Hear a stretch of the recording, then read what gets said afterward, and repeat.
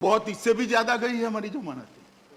कोई नई बात नहीं है, मगर एक म्युनिसिपालिटी जीतकर हम ऐसा नहीं कहते थे कांग्रेस को हमारा फोबिया हो गया है। ऐसा अहंकार हम नहीं पालते थे। हम भी देखे हैं समय भाई, बोटाद में हमारी म्युनिसिपालिटी जनसंघ जीत गई तो आनंद हो जाता था, कह रहे भाई चलो एक बार म्युनिसिपालिटी जीत गए। परंतु बाद में यहां आकर अटल जी ये नहीं कहते थे कि जवाहरलाल जी आपको अटल बिहारी वाजपेयी का फोबिया हो गया है। फोबिया हो गया है, संजय भाई की तरह भाषा का प्रयोग मैं नहीं कर सकता मान्यवर। आजकल कर मुझे 27 साल हो गए किसी ने किसी विधायिका में रहते हुए, मैं इसी भाषा का प्रयोग नहीं कर सकता। परंतु सदन की मान्य भाषा में जवाब जरूर दूंगा और मेरा अधिकार है मान्यवर। उन्होंने कहा कि फोबिया हो गया है। अरे भाई, फोबिया कैसे होगा, किसको होगा? आप हमारी डिपॉजिट जमानत का आधा डेटा लेकर आए, मैं दे देता हूं। बहुत इससे भी ज्यादा गई है हमारी जमानत। कोई नई बात नहीं है, मगर एक म्युनिसिपालिटी जीतकर हम ऐसा नहीं कहते थे कांग्रेस को हमारा फोबिया हो गया है। ऐसा अहंकार हम नहीं पालते थे। हम भी देखे हैं समय भाई, बोटाद में हमारी म्युनिसिपालिटी जनसंघ जीत गई तो आनंद हो जाता था, कह रहे भाई चलो एक बार म्युनिसिपालिटी जीत गए। परंतु बाद में यहां आकर अटल जी ये नहीं कहते थे कि जवाहरलाल जी आपको अटल बिहारी वाजपेयी का फोबिया हो गया है।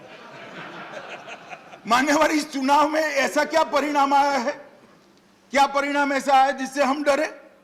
मैं बताता हूं। उत्तर प्रदेश के अंदर उनको 0.38% वोट मिला है आप पार्टी, और 349 डिपॉजिट जब्त हो गई, और 306 जगह नोटा से भी कम वोट मिला है। नहीं, मैं फोबिया का जवाब दे रहा हूं रमेश भाई, हमें फोबिया होने का कोई कारण ही नहीं है। मैं जवाब देता हूं पूरा। उत्तराखंड में 68 जमानत जब्त हो गई 70 में से, गोवा में 39 में से 35। प्लीज प्लीज प्लीज बोलता हूं मैं। माननीय एलओपी प्लीज प्लीज सीट पर बैठकर बात करें। माननीय एलओपी प्लीज प्लीज प्लीज। और मान्यवर कोई माननीय गृह मंत्री अभिषेक मनु सिंघवी जी ने कहा, प्लीज अभिषेक मनु सिंघवी जी ने कहा कि हम भय से और भय के आक्रांत से बिल लेकर आएंगे।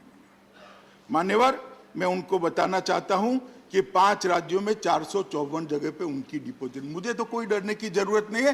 4 राज्य में नरेंद्र मोदी जी के नेतृत्व में हमने फिर से सरकार बनाई, हमें डरने की जरूरत नहीं मान्यवर। मगर ये सवाल पूरा जो खड़ा हो रहा है वो भय का नहीं है। जिस प्रकार का, अब मैं फिर से सवाल कहता हूं, फिर से शब्द प्रयोग करूंगा, सौतेला व्यवहार आप पार्टी की सरकार ने तीनों निगमों के साथ किया है, इसके कारण ये बिल लेकर आना पड़ा।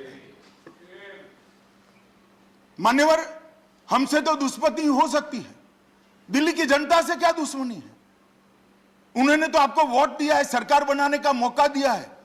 भाजपा की खुंदक दिल्ली की जनता पर क्यों निकाल रहे हो? मान्यवर, मैं कुछ बताना चाहता हूं। यहां पर चौथा वित्त आयोग तो पूरा उन्होंने सिरे से निकाल दिया, चलो छोड़ दो।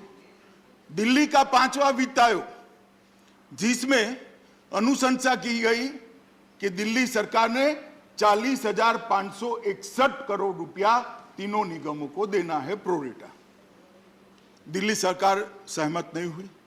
21,000 करोड़ के आधा कर दिया। 21,000 करोड़ से सहमत हुई, 19,000 करोड़ तो उड़ा ही दिया, 21,000 करोड़ भी पूरा नहीं दिया मान्यवर। और इसका कारण भी नहीं दिया। क्यों नहीं दिया? हमने राजधानी क्षेत्र दिल्ली सरकार ने महत्वपूर्ण अनुशंसाओं को जो 5वें दिल्ली वित्त आयोग ने की, उसको मानो ऋण माफी नहीं माना, शिक्षा क्षेत्र व्यय की पूर्ण प्रतिवृत्ति जो प्राथमिक शालाएं कॉरपोरेशन चला रही है नहीं माना, स्वच्छता पर व्यय के लिए वित्त पोषण नहीं माना, बकाया ऋणों पर ब्याज माफ करना नहीं माना, और ये कहते कि हम सौतेला व्यवहार नहीं करते। मान्यवर, टोटल 5 साल के बाद तीनों निगम की कुल देनदारी 16,415 करोड़ है और 19,000 करोड़ इन्होंने तो ये ही नहीं दिए, बाकी नीचे का तो अलग टोटल होता है।